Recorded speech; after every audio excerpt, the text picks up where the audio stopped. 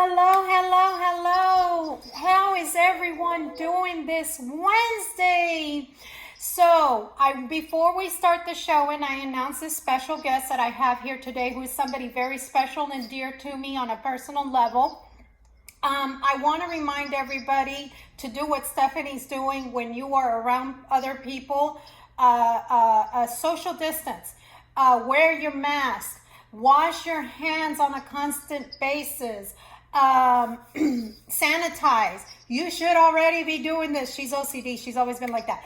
You should already be doing this, but continue doing it because you never know what underlying disease or situation anybody's got going on with their immune system. Please take care of yourself and act as if you're sick for everybody else. I also wanted to tell all our pups out there, everybody knows I'm a dog lover, animal lover. I love my cats and my dogs. Today is International Dog Day, or I think it's your pet day, but I want to say it's dog day. But those are my babies. I posted them up on social media. It's an old post. You can just add one more rescue to those because I love animals and I wish I can rescue them all, but I can't afford it. It's too expensive. 5 is enough. But I bet you nobody, Steph, how many do you want to bet that no one will ever break into my house? So anyways, I hope everyone's had a good week, a safe week, a dry week with this rain or whatever. Now to introduce the lady of the hour. So Stephanie is here to tell about her story, how it is that you go from being raised with two military parents. I won't talk about everything in between, all the hardship from medication being prescribed to drug addiction, to deep drug addiction, to deaths of mates that she was with, and God still pulled her through all of this. To be at your lowest, amen, to be at your lowest and then turn around and see, oh my gosh, I get goosebumps, to turn around and see what God has changed in your life and give your life to the Lord and be able to give an amazing testimony, and then at the same time just get baptized. So anyway, Stephanie, enough about me giving you this hype. Stephanie Jones, who has an amazing testimony for each and every one of you guys worldwide to hear. I pray to God that this helps somebody and this moves somebody if they are dealing with anything such as what she dealt with and still is dealing with to this day. Go ahead with your story. My sister in Christ, my real sister who I've known 30 years, I love you. I'm dying to hear this, and I know they are as well. Okay, well, we'll start off. My parents were both Air Force, as well as Anna. Her father was in Air Force, so I was Army. I was a military brat. Both of us. I've been in Germany, Louisiana, New York. We moved around a lot, and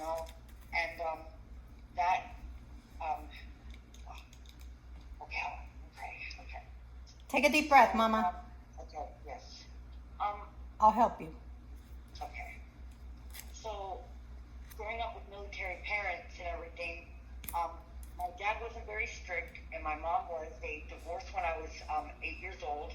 Then my mom married someone that was in the military as well, and my dad remarried. And then started off when I was 13, and I was diagnosed with bipolar disorder. And my mother and my stepfather put me in the hospital, and it started off with medication there. Them telling me that I was sick and that there was something wrong with me. And my mom and my stepdad, they just didn't really want to deal with me, So they put me in foster care in Omaha, Nebraska. And my dad was able to keep me, but he didn't even know that I was there. That's how the relationship between my mom and my dad, most of the time until I moved to Florida with him, he didn't know what was going on with us, me and my brother Sean. So at about the age of 16, after living in many foster homes in Omaha, Nebraska, and then living with friends of mine, their family, oh shoot, living in, I was living with the neighbor, who was my best friend. Her mom and stepdad decided to get like a where they could have me as a foster child. So they kind of like adopted me as a foster child.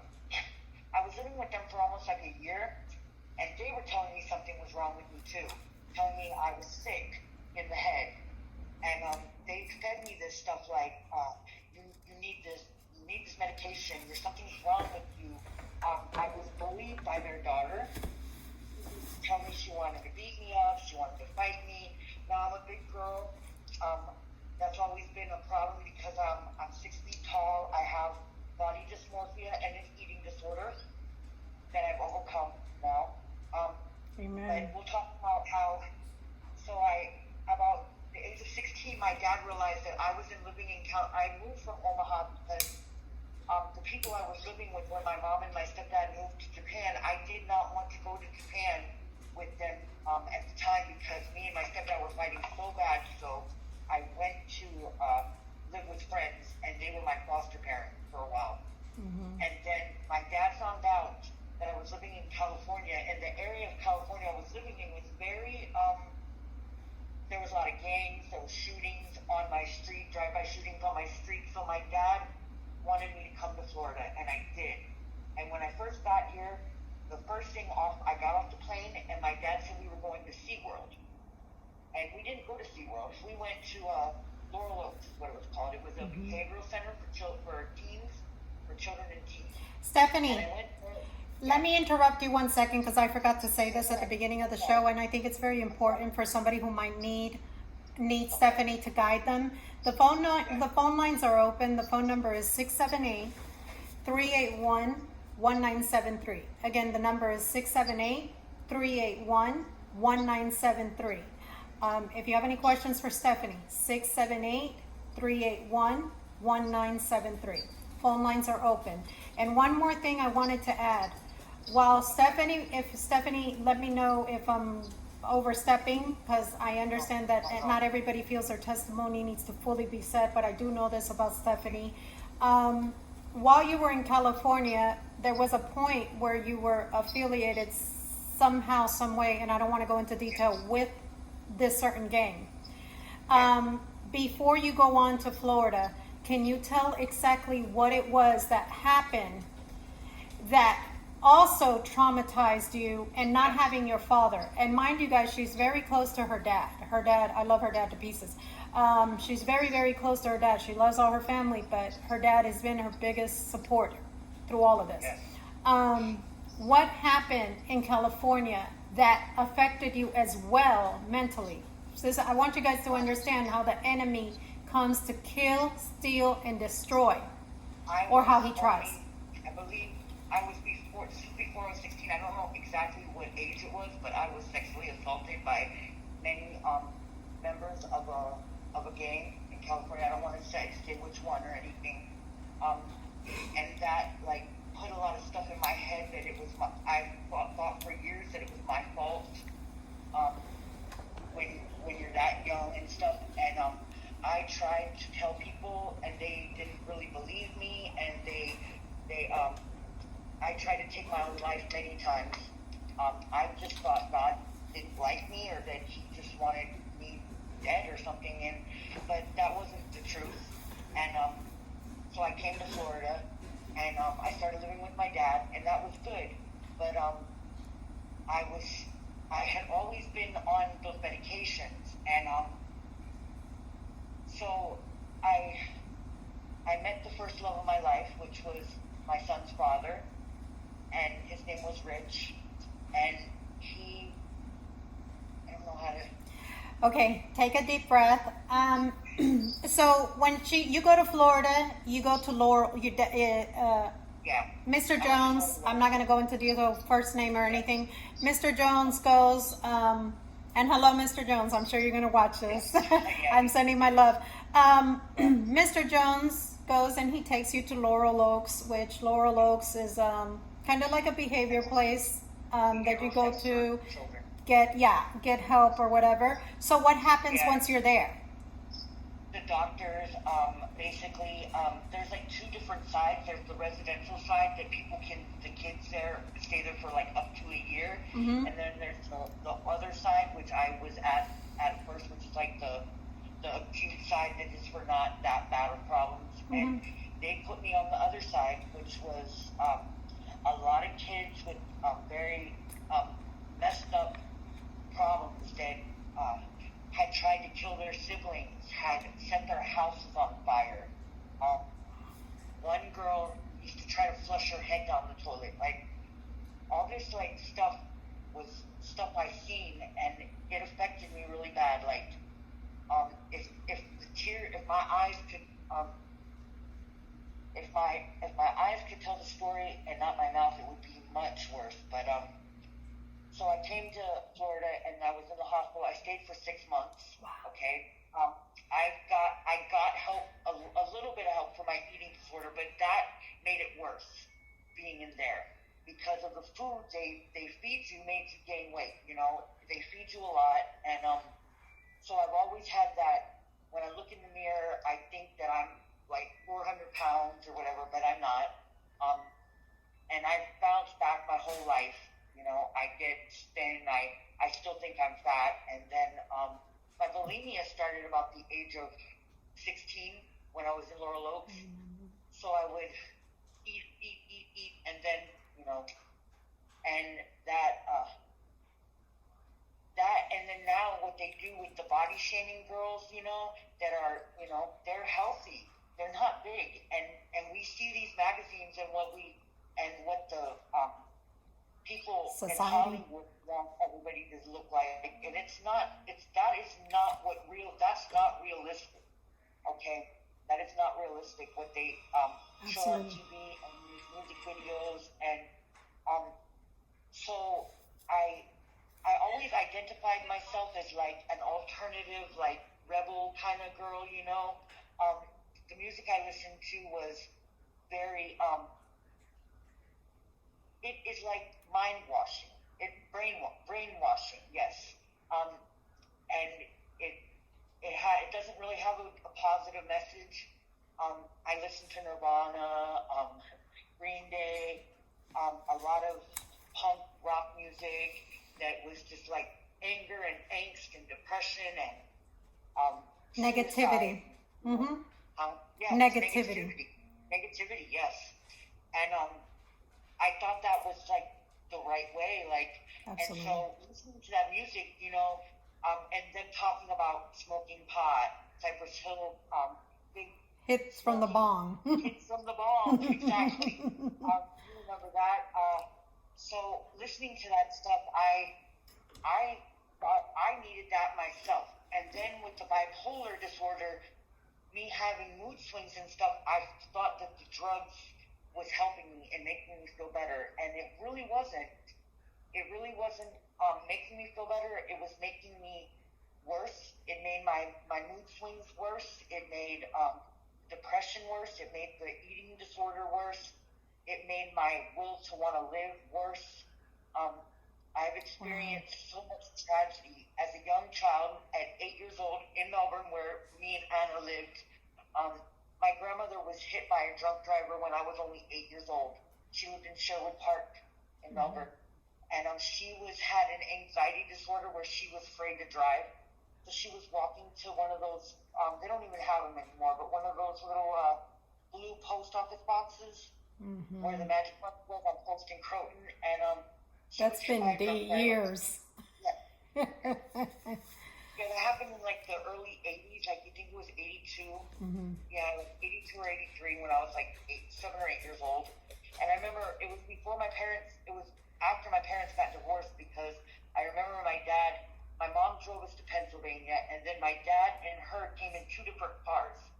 So I knew right then something was wrong because they weren't in the same car together. And that was kind of hard to process as a kid, because I thought me and my brother, we thought that was our fault. Like, we must have done something wrong as a kid that our parents don't want to be together, you know. And that was really, really tough. But So yeah. So And Steph, sorry to interrupt you. I want the listening audience to understand one thing.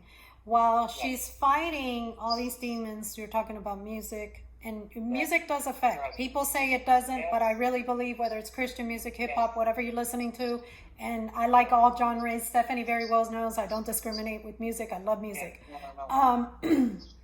So you've got to understand and put yourself in that person's shoes. You're sitting here and you're fighting all these feelings. You're fighting an eating disorder. You're fighting feelings about how you look because you're tall, and which she should have been modeling because she's just beautiful and a beautiful person inside and out. But you're dealing through all of this. Not only that, your mom's never home because of the military job, and I'm not saying anything negative. A lot of respect to.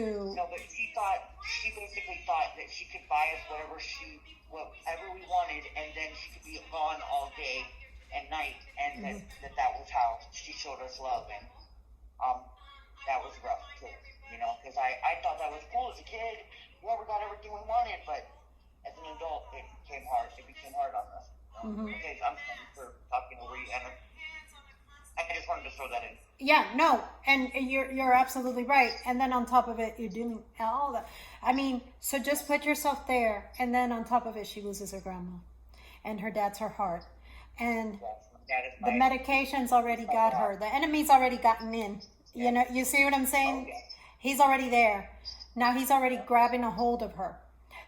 Because this goes a little bit more than her, and maybe later she can talk about that at a later point. I'm sure she's not ready to talk about that, but the enemy grabs her, and now he knows what's about to happen in the future and how God protects her all the way. So he's fighting for this soul. And when I tell you spiritual warfare, I walked most of that path with her. There was a point where we were away because I was dealing through my domestic issues, which everybody knows about on the station. Nothing to deny. Or to run from.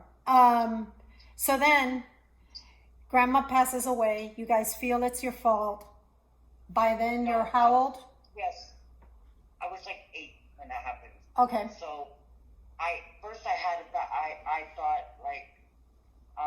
I thought it was our fault that my parents were getting divorced, that they weren't together. Not that my grandmother, but I was just telling you about that because that's how old I was when I experienced like a tragedy. Absolutely. Like death in the form of my granny getting run over in her 40s, and that was very, very traumatizing. Absolutely. Everybody remembered that when we were growing up. Anna, I'm sorry. What was that? Take a deep breath. Take a deep breath. So then that happens. That was your first tragedy. Now that it's very important that she mentions this because there's going to be 4 big more tragedies when we fast forward later on in life. So then you're a teenager. Yes. I'll tell you guys, Stephanie, Anna did no wrong. Anna to this day does no wrong. You can't mess with Anna. Stephanie's 6 foot self would probably still come after you, and she's a born again Christian. I'm joking. We're older now. So, so then Stephanie turns around. She meets this wonderful guy who I personally respected a lot because, like Stephanie knows, I don't judge. She meets this guy. His name is Rich.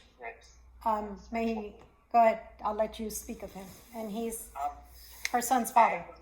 I can remember the day that I met my son's father. I went to Billiards, the pool hall on Aurora, and oh my gosh. I met him, and I can remember the shirt he was wearing and everything. It was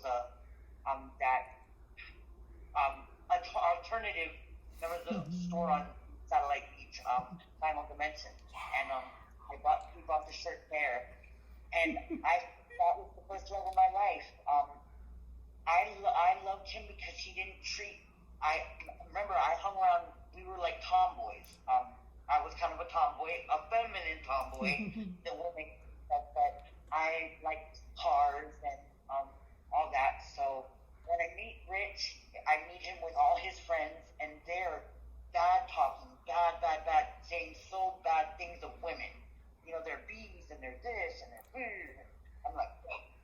Rich was the only one out of all of them that never said that. That's how he word, was. and kind of like stuck up for women, Absolutely. and you know, he really did. He was very respectful, and Yeah. and I felt I got a crush on him. Then I started letting him hold my pager so I could get a hold of him, and the pager was a big thing between me and my dad because my dad had met a woman, and I'm gonna explain that real quick because that she's remember what she did to me. So she pointed a gun at my head in Louisiana, and that's why I had lived with my dad for a few years until I was 16, and then I came to Florida, and then I got out of the hospital, and she did not want to let me live with her and her daughter, Janisa, again. So what she did was she let my dad stay at my grandpa Vernon D's house, and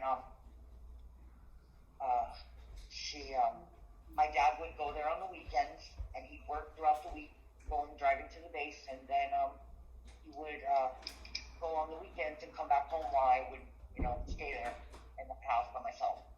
And so I was like a latchkey kid. My dad worked all day, then he'd come home at night, and he'd be tired, and be watching his shows and stuff, and he was a good dad and everything, but he really didn't really know what was going on, Absolutely. He didn't know the extent of stuff, and he didn't know anything about the eating disorders or the body dysmorphia that I was going through, and then I meet somebody that was my friend and your friend as well, and how that kind of comes into play. She was like you. It would be like me introducing your mom to my dad, and then they get married. And then, so she was one of my best friends. Her name was Carrie, and her mother was named Patty. Okay, sorry.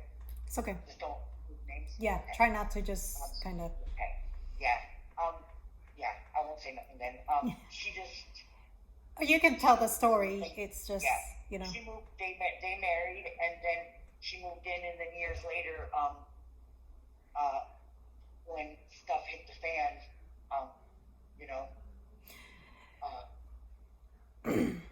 Can I help you walk through that? Yes, walk me through. Okay. So, the next part of her testimony, Stephanie and I had a mutual friend, good friend of ours, our age, who we love dearly, and are still friends with today. This person turns around. They decide that it's their great idea. They're going to introduce mom and dad. So, anyways, long story short, mom and dad kicked it off. It worked out. Mom and dad kicked it off.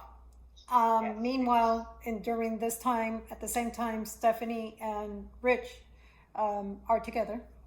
Growing together, yes. They're falling more in love. They're very serious. Yes, very serious. Now, mind you, Rich was the kind of person that was easily deceived by people, and I know that if he was here, he would say that I was easily deceived. Yeah, taken advantage of many times, and Stephanie had to man up a lot of times. I would have to stick up for him, and at one time I yes. Okay, we'll leave it there. But you guys can message her and she could tell you guys the rest of that story. It's really funny. It happened more than once. We don't need to go on air because this is a Christian station, so we're on. Anyway, so then, from there, Stephanie is then... Huh? I would stick up for him. If he was still here, I would do it again. Trust me, she will do that till the day she dies, okay? Because Richard does no wrong. I don't like when people take advantage of people. Absolutely. Because some people can't stick up for themselves. Absolutely. And that's what I've been going through my whole life. Like, not me. Well, yes, people bullied me, but I bullied back, But I've never bullied anybody, and I see that Rich was taken advantage of a lot. And, he was a good guy. He Absolutely. was honest. He was honest.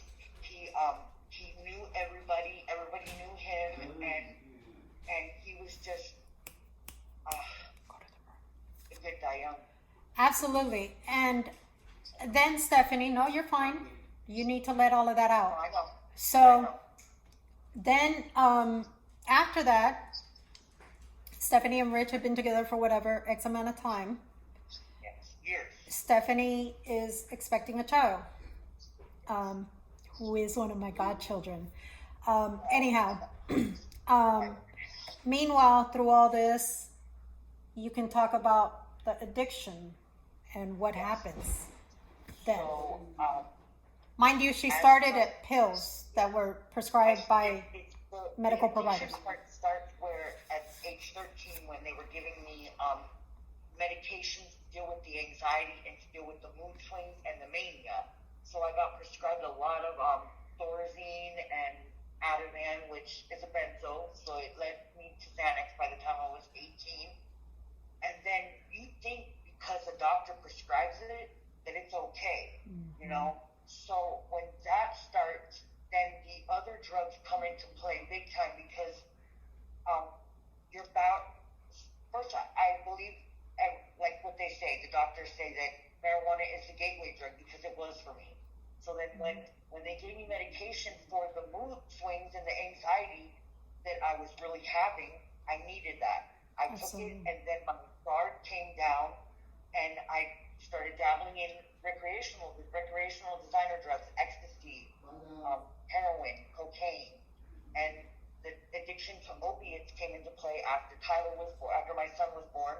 I had him when I was in my I found out on my 21st birthday that I was gonna have him, and that was the best day of my life, really. I still think of that all the time. That's one good thing that I have from that relationship. I was blessed big time, and my son is awesome. He's the world, and he's one of the reasons why I'm doing what I'm doing now for myself. So the addiction grabbed Rich real hard, and then the enemy came in form of a female, okay, and since she knew his weak spots with the hard stuff, and it's hard for me to talk about that, about Rich getting to those kind of drugs, you know, because I didn't mess with those, but she did, and so did he, crack cocaine, and she came into the picture and tried to mentally tell him that that I'm no good for him. I'm his baby's mom. I'm the mom of his son, and I've been with him for 5 or 6 years at this point, and we were in love, you know. And he went to jail a lot, and I would be there for him. And then she came in, and she was her Jezebel spirit, and he one night I get a call that he didn't wake up. He did some bad stuff. I don't even know what it was, but it was a couple of people were there that had been charged with murder, another murder case, a murder case. So in my heart, I think there was something foul there, but I can't say for what, because I wasn't there to see it with my own eyes. So I know, and that was like the second tragedy in my life. That was like that death hit me harder than anything's ever hit me. It was like the worst day of my life. It was also on my mom's birthday, so it was July 10th, 2002. And I was, oh God, Anna, it's like, you can't even imagine what happens when the person that you wake up to every day and, you know, that you thought you were going to have a life with is no longer here. Absolutely. The enemy really takes control of, tries to tell your mind so much stuff. Absolutely. Like what I do to her, like what I should do to myself, like I just was lost and very lost and broken and like a disaster. Absolutely. I met somebody after that in Merritt Island. Hang on, before you go there, Yeah. from the moment you lost Rich, Rich, rest in peace. I think of Yeah. you often, and I know you would have been an incredible dad and an incredible husband Absolutely. within time. You somehow got swallowed, and I always Oh, yeah. think of you. One of the most well-mannered men you will ever meet, although he fought certain demons and certain addictions. Yes, he did. Yes. Then we fast forward, we're rewinding, and we go back to how your life spiraled. Because now Yes, not only are you carrying all this baggage from the time you're a child. I got addiction problems as well. Just not what he was addicted to. Absolutely. I got addicted to opiates through pills, through doctors prescribing me Loratab, Vicodin. Then it went to Percocet, Oxy, and then eventually, after a few years of that, I figured,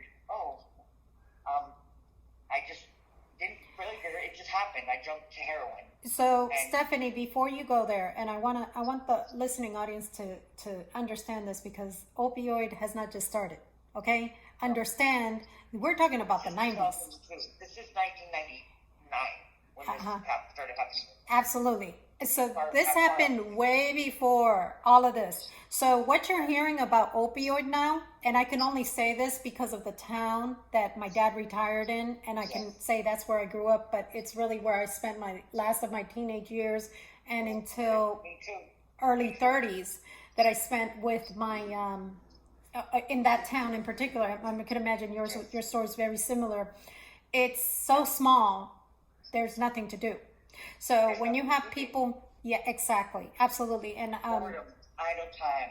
absolutely, and then you're seeing all these addictions, all these deaths, but these doctors are constantly writing pills. Now remember, because you got to go back to 2003, 2004, 2005, maybe up to 2010.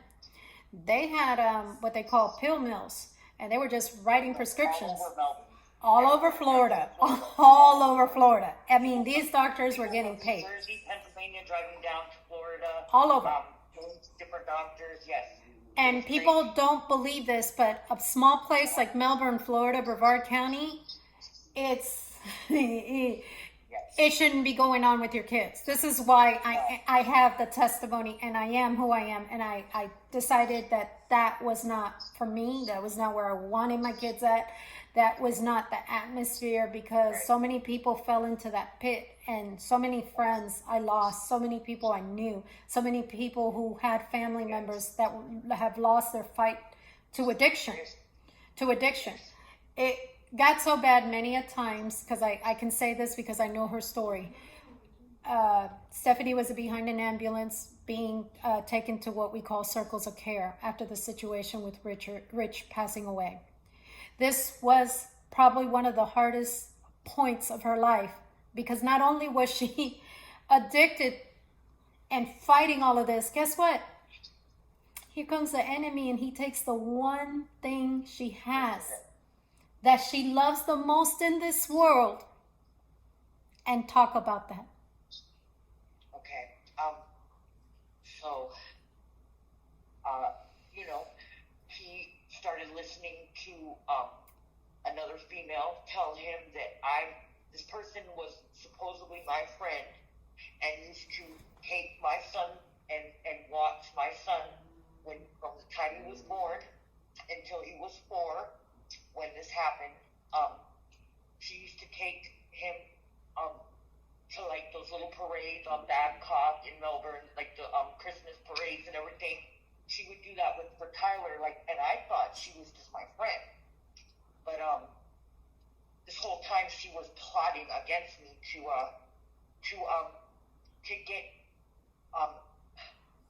get information out of me, and then play that into him by telling him that I'm lying to him, that I'm cheating. None of this was even true. None of this was true, but sometimes there's people out there that are just home wreckers, and that's what, I'm sorry. That's Girl, there's people all over the world that are homewreckers. Yeah, she wrecked my home, and Absolutely. she wrecked my son also as well. Mm-hmm. Tyler still does not want anything to do with that family, and I won't say their name because I out of respect, but we all know. So yeah, that was really tough. And then at the same time, I'm dealing with all this addiction problems as well. It started with the doctors giving me the pain pills, and then that led after.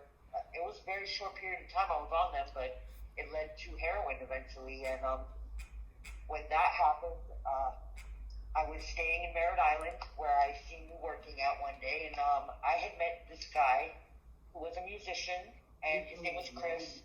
He was a beautiful soul. He was trying to help me pick up the pieces of my life at a time where I had nowhere to go, I had nowhere to stay, nowhere to live. Everybody I knew in Melbourne was upset with me or had some kind of, or they knew Rich, and it was just not good for me to go there. Stephanie, can I go back a little bit? Because I want to make sure that they understand this. In the mix of her losing Rich and her going through this drug addiction, we turn around and Stephanie, through betrayal, loses custody of her son as well. Yes. Instead of somebody helping her. And this is why I say, as Christians, My stepmom. as Christians, absolutely, Yes. as Christians, we need to help. And it angers me, and Stephanie knows how I feel about this stuff. And I know many people, if they don't know me on a personal level or have recently met me, they don't know that side of me. But I will stick Yes, up I for know. you till the very end. I don't care who you are. But That's why when I see you, Anna, and I know that your story was not. I mean, you didn't have Absolutely. drugs or anything, but when you lose a child like that, and then the family that your family starts talking bad to your child about you. It wasn't my Absolutely. dad doing it. It was Absolutely. the mother and my stepmom and me. absolutely, Let me say that. absolutely. And, but you know what? That kind of was a plus in the end, because then he got mad with her for talking bad. And so Absolutely. And I'll tell you, I don't think I've ever told you this, but I did go by the house, by Mr. Jones' house, and with that person. Yeah, I know you did. And I know you did. I heard. I heard through the grapevine. and of course I check up on my friends, even though some may not know it. Life sometimes spaces people for whatever reason away, and it's okay. But then it brings us back in the end. Absolutely. I stopped by there a few times and I saw her son, and while the other person wasn't looking, I would kind of put my hands on him because I had already given my life to the Lord by then, and I'm praying over this child because I knew there was more to that story than what I was being told. Just so happened that, again, Stephanie, that person have a friend in common, so it brought it all to. It united all of us in a crazy way. I stopped a few times over the years. Never was fortunate to see Mr. Jones. That's really what I would stop by, and hoping that maybe I'd see you anytime I'd be in town from Orlando. And so then I turn around, and then I move to Merritt Island. I start working. Yes, I know. Out of nowhere, the last person I thought I'd seen. I was working at 7-Eleven, yes. The last person in the world I thought I'd see. Here comes Mr. Jones and Miss Jones. It was like, I think it was the day I lost Rich. That day. It was. It was the day my dad picked me up from Merritt Island and got me in the car. And if you know my dad is so strong. Absolutely. He was crying. Absolutely. And I knew when I got in the car that I was like, is it my brother? Is it Tyler? Is it this person? And I never even thought to think about, Rich. And that's who it was. And I remember getting out the car right before I seen you, and I just dropped to my knees, and then I walked inside and got a pack of Newports.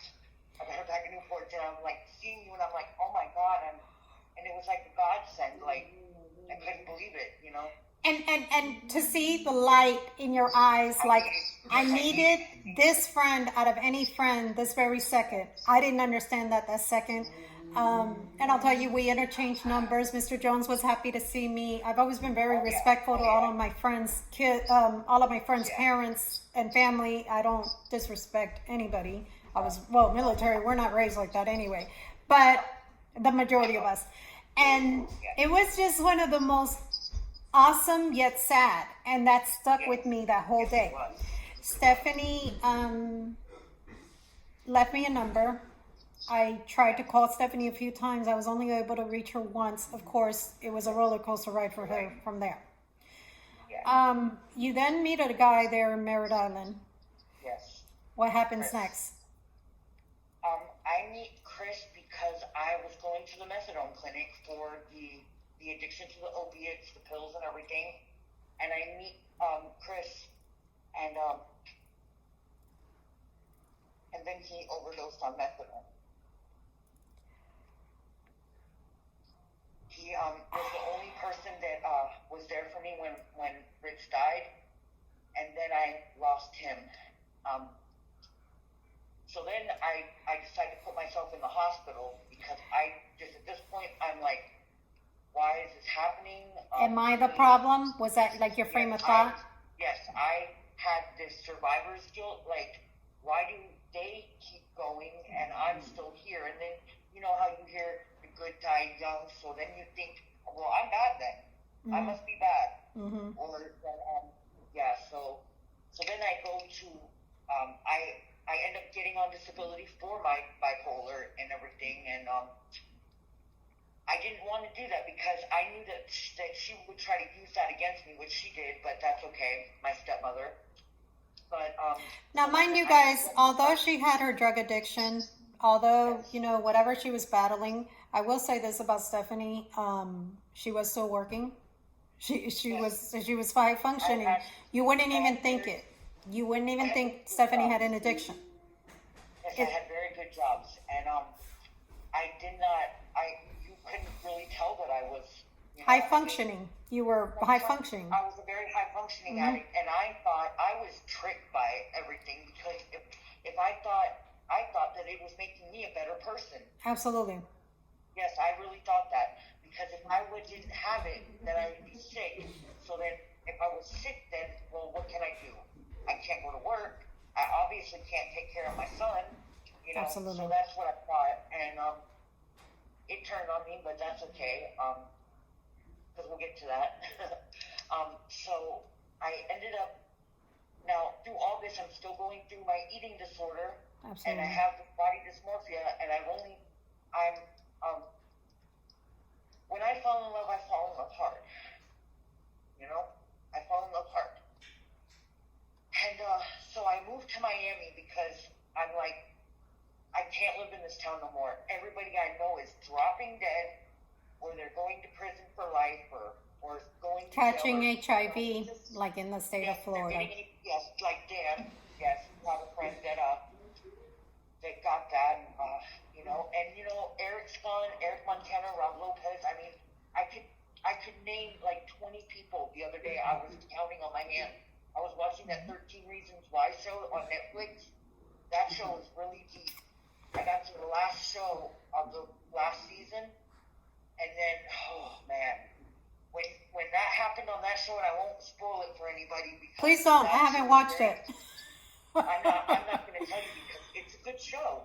It's a good show, but if you have dealt with anything about suicide or not, then don't watch it. You know, because I've known, you know, and that's what we're going to get to next because that's the next thing that happened to me. Tito, the Dominican guy that I was with. Now I remember. Okay. After Chris, after Chris, I go to the hospital in, I think it was Fort Pierce or St. Lucie, somewhere there. Now, when she says hospital, what exactly are you referring to? Because I know what you're referring to. Huh? Yeah, there's nursing homes, there's ALS, there's these places that the doctor sends you for Medicare money because I worked and everything. When I got on disability, I got like disability with Medicare. So I moved to Miami, and there's the Medicare capital of the world. And Absolutely. that's how I Fraud. met him. That's how I met Fraud. him.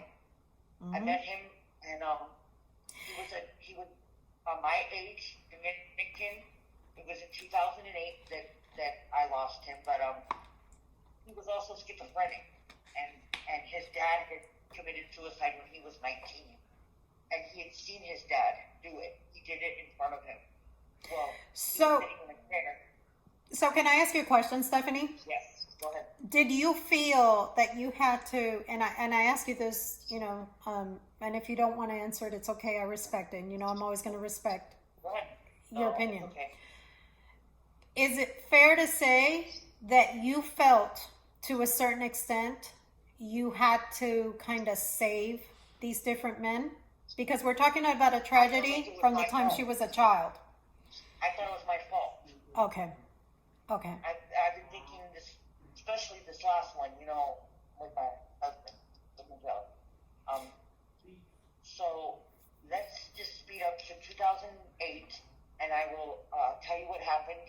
He was schizophrenic, and he wasn't taking his meds for like a week, and he became well, I was only with him for like from 2006 to 2008. So just for a short time, and then he stopped taking his meds because he thought that the meds wouldn't, like the meds were doing this and that, and they were making him tired or whatever. And so when he got off his meds, he started thinking things were happening that weren't happening, and he thought everybody was against him that was for him, like his Absolutely. mom and me. And so he took an overdose of Benadryl, and they came and told me the next day. He was found outside Mount Sinai Hospital in Miami Beach. Miami Beach. He had died he was trying to get there to Mount Sinai Hospital, but he died at the last bus stop right before he get there. So he must have been on the bus and then just got off, and something happened. So that happened, and I was like, whoa. I didn't break down or anything. At this point, I'm like, you know what? Wrong. Okay. What else are you gonna throw at me now?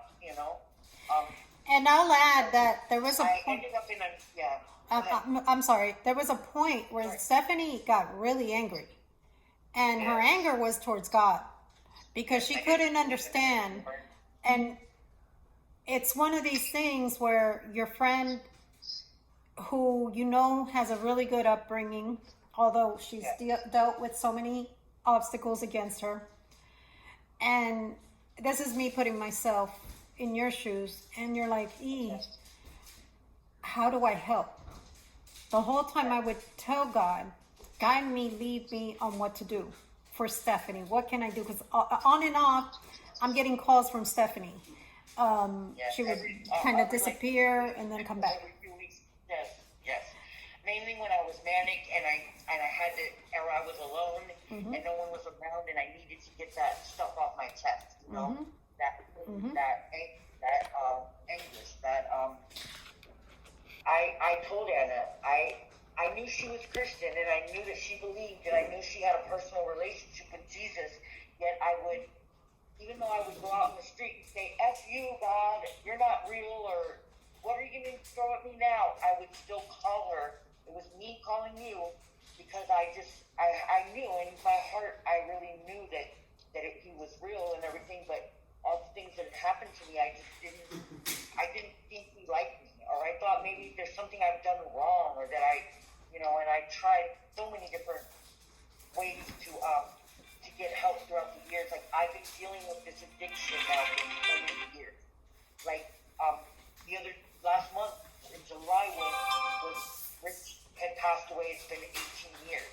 So then I got a little bit depressed last month because I was like, wow, I have been dealing with this stuff for 18 years, and it just happened, it just keeps happening. And so that happened. The death with Tito happened. He offed himself, really. And so at this point, I'm like, oh my God, like, there is no God. There is no God to me. Like, I started saying that, and then I met Miguel, and I met him, and through, like, in Miami, if you have Medicare, remember this? Like, I don't know if you remember this. If you have Medicare and stuff, you could, and you got in trouble, like with the law, if you have mental illness in Miami and insurance, they will send you to like a ALS type of facility, which is like, kind of like a silver house, but where somebody takes your check and everything and only gives you $54 and stuff like that. If you don't have nowhere to go, you know. And I went to one of these because I didn't have nowhere to go, and I didn't want to come back to Melbourne because by this time I'm thinking everybody hates me and that I've done so much wrong, but I haven't done anything to anybody really. It's just things that had happened to me had made me believe that. Made me believe that I'm a bad person. I must be bad because these things keep happening to me. The same death and destruction from addiction, though. It's all because of addiction. Is it fair to say that you were hurting yourself? Can you admit that today? Oh yes, yes. Because you couldn't then. You remember, right?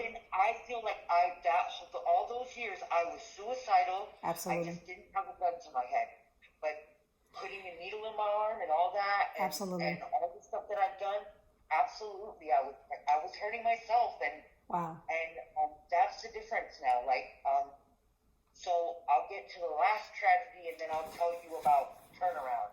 We're going to have to do part 2. I hope you know Yes, that. we are. Yes, we are. So I living in one of these places. It's an ALF, and then now these people are all in jail. I don't know. I got to tell you about that, but one of the guys was taking a yes. It was very serious, and I had to go to the federal courthouse and everything. And then I couldn't tell anybody. They had to put me up in a hotel, and it was my life has been that medication. So you were like a secret witness. I remember that. Yes, I was. I do remember. Because if they would have known who it was and was going to tell on them, they would have never thought it was me, and someone could have came after me. So, long story short, Yes. in Florida at the time, there was, and you guys can look this up for yourself, there was Yes, a lot of fraud. We'll just leave it like that, going on with medication, with Medicaid, Yes. Medicare, all that good I stuff. was getting 9 prescriptions of the same thing every month. So, if I didn't tell on these doctors that were doing it, and I didn't go to court and admit to what they had done to me, like, honestly, if I think about it, it wasn't my fault that these 3 doctors were giving me the same medication, you know. They knew I was an addict. They knew I had addiction problems. They just kept doing it because they wanted that money. And they don't care about life. They don't care if you OD or die or somebody does because of what they're giving, you know. And Yeah. it's very sad. Yeah. Go ahead. I meet Miguel, who became, that was 10 years, that was in 2009. Oh, Take your time, honey. yeah, I know. So, there was some years there with Miguel that I was doing really well, you know? I would call you, hey, this is that. I got on Suboxone, and there was like 3 years that I wasn't in the mental hospital, that I wasn't in the psych ward, because he was a man. He made me do good, you know? He really did, but he had his own problems at the same time. But for years he was doing well. For years we were doing very well for ourselves. We had our own place. We had our car. Things that I hadn't had in a long time, you know. And so how do you want me to? I see it. Take your time. Okay. So I meet him, and then he automatically takes me out of the situation I was in with these doctors and everything. Can I say something, Steph? Yes. I want to go back to Melbourne because Yes. it wasn't that Stephanie never went to a church or talked to a pastor. Oh, no, Please you're do right, not you're say right. the name. Please Yeah, do you're not. right. Yes. And we will not, because that person is still there. We will not say the name of the church as well. No, we won't.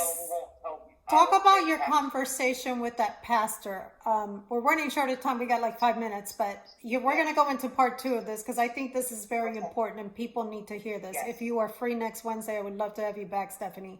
Yes, please, please, no problem. And there's a lot to this story. There's so much Yeah. more she didn't have time to say. Yes, with people, and the witchcraft, the voodoo, yes. Absolutely. I- And we're going to get there next week. I promise we will. Yes. When you meet this pastor in particular, and I want the church to I was recognize. baptized then by him. And Really? that I didn't was know that. wrong. That was wrong. Yes, there's like in Melbourne. There's like where the causeway that you could like. I know where it's at. I know. Yes, yes. I know.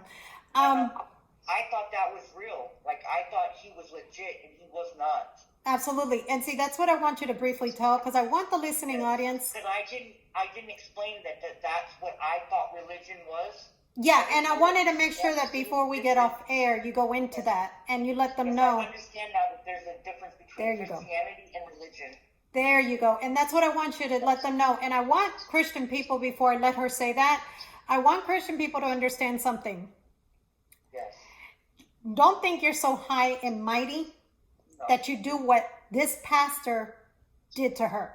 Mind you, everything that you guys heard from the minute she moves to Melbourne at 8 years old on to, how old were you then? I think we were about 25 when I was at 7-Eleven. No, we were, when I moved to Melbourne or when? No, when you, around the I was time, just about 22. 22, 23. Okay, so about that time, that age. So You're right. You Yeah. got a good memory. I do. I might not come, my short term might not come right away, but I remember. So you then turn around and you're talking to this pastor, you're reaching out to him for help. Briefly tell, we have about 2 minutes. Briefly tell what happened. Basically, he, I don't know how to explain it, Anna. He showed me that the church can be very, Deceiving. I thought that giving them my food stamps, giving them the whatever they wanted, it was, they tried to show me that they thought, and I did think that he was all, like, it was a cult. It was a cult. And, and I started to see that, and when I did, that's when they totally made me out to be the bad guy. And in church, one day they pointed me out in front of the whole church and said I was wicked, and they threw a rubber eyeball at me. Like they had done this before, and I didn't know why they were doing it. And that day they put me on Front Street like that and made me feel. I mean, I felt terrible. Like I didn't know what I had done wrong, and all I had done was talk to LaCrista, the DCF worker, and told her what was going on. They had a thrift store in Melbourne. They had the church, and they were getting donations from people, and they were not right. They were not right. So, remember. Tell me, Go ahead. briefly, they made me sicker than I was because they told me I could not take my medicine there. That all I needed was Jesus and everything, but that's not what they were giving me. No, they weren't. So, and put yourself in an addict's shoes. Yes, You're fighting addiction. I thought I'm in addiction, and I need to be in this place to get my son back. So I would do anything at this time to get my son back. And this is a pastor. Yes, I'm fighting with DCF for my son, and trying to get him back and follow all their case plan. Absolutely. Telling me if I don't finish Agape's plan, then I lose him. Terminate my parental rights, and I didn't want that to happen. Stephanie fought. It's 1 o'clock. Stephanie, we have to finish this. Yes. We have to finish this because no. It's I want you to finish your story. People need to hear your story. People need to hear what an addict actually goes through. And an addict can be you. An addict can be me. An addict can be whoever. It could be your mom, it could be your dad, Absolutely. it could be It can be your pastor. Remember Yes. that. Have sympathy for others, guys. said it right on time. That was awesome that you said that. Absolutely. I didn't even think that. I had no clue. Absolutely. Absolutely. Yes. So, always remember that it can affect you in any Yes, shape, yes. form, or manner. Next week, I'll be bringing Stephanie back for her final part of her testimony to say where she's at. This was not the Stephanie that you heard back then. Stephanie was all over the place. Stephanie was cussing I the was. Lord. She was, I mean, she doesn't maybe remember a lot of it, but I do. No, I don't. I know. I remember it, but not very clearly. And Absolutely. I've learned something lately that sometimes when trauma happens to us, our mind protects us by telling us that it was something different, that it happened differently. Absolutely. But now that I'm in recovery and I'm clean and sober now, there is, I'm starting to realize that how things really happened, and I need this show as much as anybody else because I need to get it out. You know. Amen. I do. Amen. I love you, sis. I love you. too, Em. And I will see each and every one of you guys. I am praying for each and every one of you guys. If you guys need a friend, call me, call Stephanie. Stephanie Jones is tagged on my Facebook. Look for her because her testimony, wait till you guys hear what happens then because it gets worse. God bless each and every one of you guys. Have a good week. I will see you guys Wednesday on Lunchtime with Anna. I love you guys and God bless each and every one of you guys. Ciao.